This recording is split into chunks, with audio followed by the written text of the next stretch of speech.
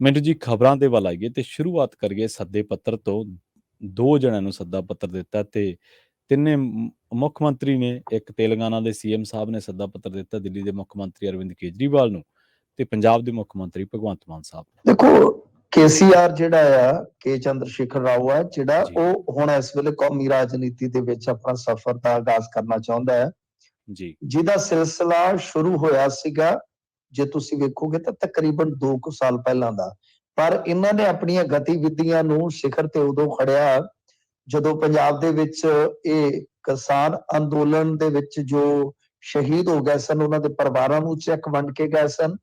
ਇਸ ਤੋਂ ਇਲਾਵਾ ਦਿੱਲੀ 'ਚ ਕੁਝ ਧਰਨੇ ਦਿੱਤੇ ਸਨ, ਤੇ ਸਭ ਤੋਂ ਵੱਡੀ ਗੱਲ ਇਹ ਹੈ ਕਿ ਇਹਨਾਂ ਨੇ ਆਪਣੀ ਪਾਰਟੀ ਦਾ ਨਾਮ ਬਦਲ ਕੇ ਤੇਲੰਗਾਨਾ ਰਾਸ਼ਟਰ ਸਮਿਤੀ ਤੋਂ ਬਦਲ ਕੇ ਜੀ ਭਾਰਤ ਰਾਸ਼ਟਰ ਸਮਿਤੀ ਰੱਖ ਦਿੱਤਾ ਸੀਗਾ।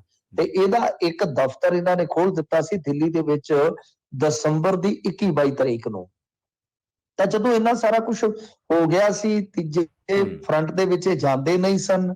ਹਾਲਾਂਕਿ ਮਮਤਾ ਬੈਨਰਜੀ, ਅਰਵਿੰਦ ਕੇਜਰੀਵਾਲ, ਉਹਨਾਂ ਦੀ ਆਪਸ ਦੇ ਵਿੱਚ ਕਾਫੀ ਅੰਡਰਸਟੈਂਡਿੰਗ ਅੱਛੀ ਸੀਗੀ, ਪਰ ਗੱਲ ਨੇਪਰੇ ਨਹੀਂ ਚੜੀ। ਕੋਈ ਵੀ ਇਹਨਾਂ ਦਾ ਤੀਜਾ ਮੋਰਚਾ ਤੇ ਤਾਕਤ ਫੜ ਹੀ ਨਹੀਂ ਸਕਿਆ।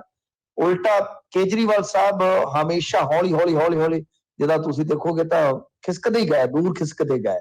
ਤਾਂ ਫਿਰ ਚੌਥੇ ਫਰੰਟ ਦੀ ਸੰਭਾਵਨਾ ਵੱਧ ਗਈ ਤੇ ਚੌਥਾ ਫਰੰਟ ਉਸਾਰਨ ਜਾ ਰਹੇ ਨੇ।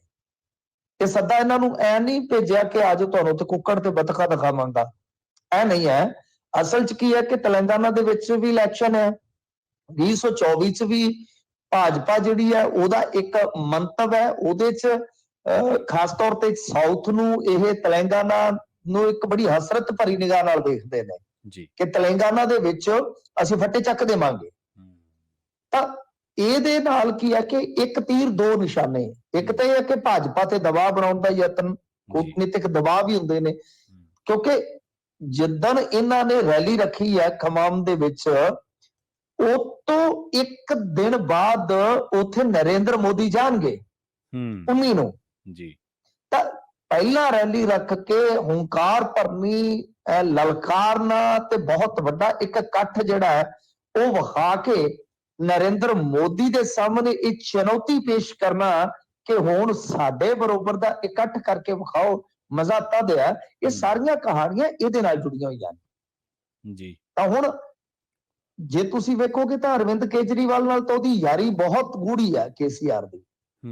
ਇੰਨੀ ਕੁ ਗੂੜੀ ਹੈ ਕਿ ਉਹਦੀ ਜਿਹੜੀ ਆਪਣੀ ਬੇਟੀ ਹੈ ਕੇ ਕਵਿਤਾ, ਉਹ ਸ਼ਰਾਬ ਪਾਲਿਸੀ ਦੇ ਮਾਮਲੇ 'ਚ ਫਸੀ ਹੋਈ ਹੈ ਗੇੜ ਦੇ ਵਿੱਚ। ਠੀਕ ਹੈ, ਖੁਦ ਉਹਦਾ ਨਾਮ ਹੈ 100 ਕਰੋੜ ਦੀ ਰਿਸ਼ਵਤ ਦੇਣ ਦੇ ਦੋਸ਼ ਹੇਠ। ਸੱਚਾ ਜਾਂ ਝੂਠਾ ਸਾਨੂੰ ਨਹੀਂ ਪਤਾ ਹੈਗਾ। ਤਾਂ ਕਹਿਣ ਦਾ ਮਤਲਬ ਇਹ ਹੈ ਕਿ ਇਹ ਸਾਰਾ ਕੁਛ ਹੈ ਜਿਹੜਾ ਉਹ ਚੌਥਾ ਮੋਰਚਾ ਉਸਾਰਨ ਵਾਸਤੇ ਇੱਕ ਯਤਨ ਹੈ। ਹੁਣ ਕਿੰਨਾ ਕੁ ਕਾਮਯਾਬ ਹੁੰਦਾ ਵਾ ਇਹ ਤੇ ਸਮਾਂ ਦੱਸੇਗਾ, ਕਿਉਂਕਿ ਇਹਦੇ 'ਚ ਇੱਕ ਹੋਰ ਚੀਜ਼ ਜੁੜਦੀ ਹੈ ਕਿ ਅਖਿਲੇਸ਼ ਯਾਦਵ ਨੂੰ ਵੀ ਸੱਦਿਆ ਇਹਨਾਂ ਨੇ। 3 ਤੇ ਮੌਜੂਦਾ ਮੁੱਖ ਮੰਤਰੀ, ਇੱਕ ਚੌਥਾ ਸਾਬਕਾ ਵੀ ਰੱਖ ਲਓ ਨਾਲ, ਤੇ ਇੱਕਾ ਦੁੱਕਾ ਕੁਝ ਹੋਰ ਹੋ ਗਿਆ। ਤੇ ਫਿਰ ਜੇ ਮੰਨ ਲਓ ਸਾਧੂ ਦੇ ਭੂਰੇ ਤੇ ਉੱਥੇ ਇਕੱਠ ਚੰਗਾ ਹੋ ਗਿਆ ਤੇ ਫਿਰ ਗੱਲ ਬਣ ਜਾਣੀ ਆ ਜੀ। ਇਹਨਾਂ ਦਾ ਇਹੀ ਹੈ ਕਿ ਤੀਸਰਾ ਮੋਰਚਾ ਜਿਹੜਾ ਸੁਭਾਵੀ ਤੌਰ ਤੇ ਉਹ ਖਤਮ ਕਰ ਦਿੱਤਾ ਜਾਵੇ ਤੇ ਇਹ ਜਿਹੜਾ ਚੌਥਾ ਹੈ ਇਹਨੂੰ ਤੀਜੇ ਨੰਬਰ ਤੇ ਖੜਿਆ ਜਾਵੇ ਜੀ। ਇਸ ਕਰਕੇ ਇਹ ਸਾਰਾ ਕੁਝ ਹੈ ਜਿਹੜਾ ਉਹ ਇਸੇ ਕਰਕੇ ਕੀਤਾ ਜਾ ਰਿਹਾ। ਹੁਣ ਵੈਸੇ ਸਾਨੂੰ ਇਸ ਗੱਲੋਂ ਫਿਕਰ ਹੈ ਕਿ ਮਸਾ ਸਾਡਾ ਮੁੱਖ ਮੰਤਰੀ ਟਿਕਿਆ ਸੀਗਾ 4 ਦਿਨ, ਤੇ ਜੇ ਹੁਣ ਫਿਰ ਇਹ ਕੰਮ ਸ਼ੁਰੂ ਹੋ ਗਿਆ, ਇਹਨਾਂ ਨੇ ਵਗਾਰ ਤੇ ਫਿਰ ਲੈ ਜਾਣਾ, ਕਿਉਂਕਿ ਇਲੈਕਸ਼ਨ ਤਾਂ 2024 ਵਾਲੇ ਚੱਲ ਪੈਣੇ ਨੇ।